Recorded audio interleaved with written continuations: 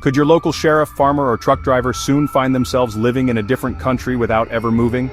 Sounds wild, but in 2025, America's foundation is showing real cracks.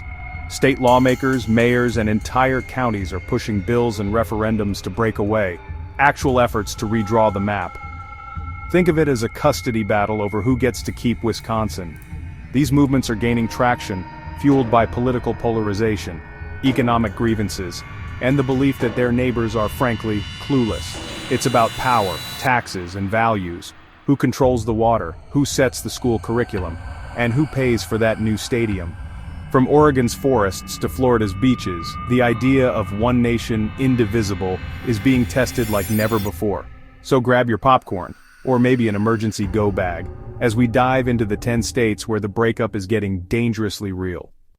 Let's start with New York, a state you'd never expect to want out.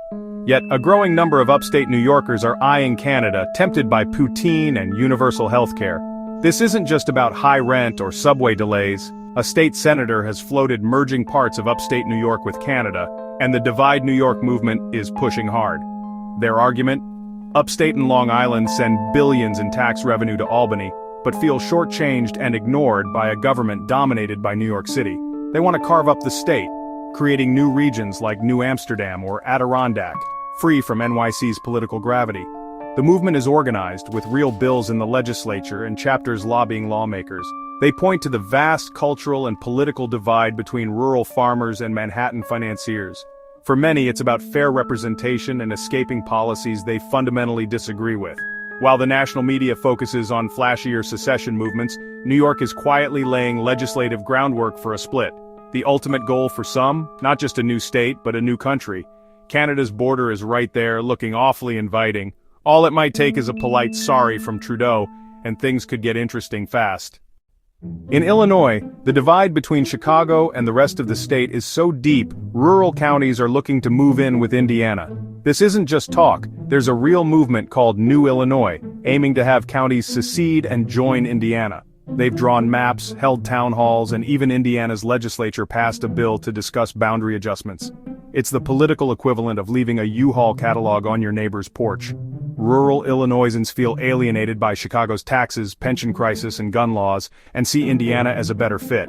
The New Illinois website even shows how much residents could save in taxes by switching states. This is a formal breakup request. Rural Illinois wants out, and Indiana's door is open. Legal hurdles are huge, but the fact it's gotten this far shows just how deep the division runs. It's a state-level domestic dispute playing out in real time. The question isn't if they want to leave, but if anyone can actually stop them. The Midwest may never look the same. In Oregon, the Greater Idaho movement wants 13 counties to secede and join Idaho, plus parts of California and Washington. This would be the biggest redrawing of state lines since the Civil War. The urban-rural divide is unbridgeable. Portland's laws on guns and the environment are deeply unpopular in the East. 13 counties have already voted to consider the move. The movement is well-funded, organized, and has forced real debate in the state capital. Eastern Oregon feels more aligned with Idaho's values: lower taxes, less regulation, and individual liberty. The plan would create a massive, deep red state and shift the balance of power in the Senate. While Congress would have to approve, the local momentum is undeniable. County by county, they're building a mandate for a radical reimagining of the American West. The map of Oregon may soon look very different. No secession talk is complete without Texas. In 2025, the Texit movement is no longer a fringe idea, it's a political force. The Texas nationalist movement claims hundreds of thousands of supporters and is pushing for a statewide referendum on independence. They've pressured the Texas GOP to support a secession vote and have dozens of lawmakers on board. Their argument: Texas's economy, resources, and culture make it ready to stand alone. The TNM is moving from protest to legislative action, planning to introduce a Texas Independence Referendum Act. They say the federal government has failed on border security and debt, and Texans should decide their own destiny. Legally, the Supreme Court says states can't secede, but the TNM argues a peaceful democratic vote should be respected. They're ready for a long fight, and in Texas you can never count them out. This isn't just talk, they're deadly serious about putting Texit on the ballot. The Lone Star Republic could be more than a memory. The rest of the country is watching closely. Will Texas go it alone? Hawaii's relationship with the US has always been complicated, and in 2025, the sovereignty movement is surging. Every year, thousands march to Iolani Palace, demanding independence and remembering the 1893 overthrow of the Hawaiian Kingdom. The Aloha Aina Party is gaining ground, pushing for a commission to study independence. A viral op-ed has reframed the debate. As a US state, Hawaii has little control over military presence or climate policy. Both threaten its future. Independence is now seen as a matter of survival, not just justice. Younger Hawaiians are rallying around the idea of a sustainable, demilitarized future. The dream of a restored Hawaiian kingdom is becoming a tangible political goal. Hawaii's push for sovereignty is more urgent and more organized than ever. In the Pacific Northwest, the Cascadia movement envisions an independent nation from Washington, Oregon, and British Columbia. It's not a tax revolt, but a progressive, eco-conscious vision for a bioregion defined by shared environment and values. The movement holds creative protests and has real organizations like the Cascadia Department of Bioregion, building a blueprint for a new country. They discuss everything from high-speed rail to a cross-border economy. What's unique? Canadian academics and politicians are open to the idea, making Cascadia a transnational movement. It's about erasing borders for a shared green dream. Cascadia isn't just a fantasy, it's a patient, grassroots push for a new kind of nation. The Pacific Coast could become the world's first eco-nation. Florida, land of alligators and Florida man, is more divided than it looks. The Conch Republic's 1982 secession was a joke, but it's now a symbol of local defiance. In 2025, that spirit is back.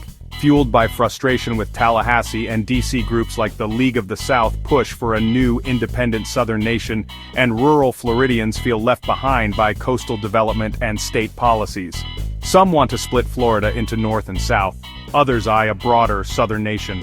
While less organized than Texas or Oregon, the undercurrent of secession is strong and growing. It's a mix of libertarian defiance, southern nationalism, and sheer frustration. Don't be surprised if a Florida county tries to go independent again. The Sunshine State's unity is anything but guaranteed. California. If it were a country, it'd have the world's fifth largest economy. The Calexit dream is back, driven by California's growing divergence from the rest of the US. Activist groups like Yes California are pushing for a secession referendum, arguing the state subsidizes policies it opposes. Independence would let California set its own environmental and immigration standards, and pursue its own foreign policy.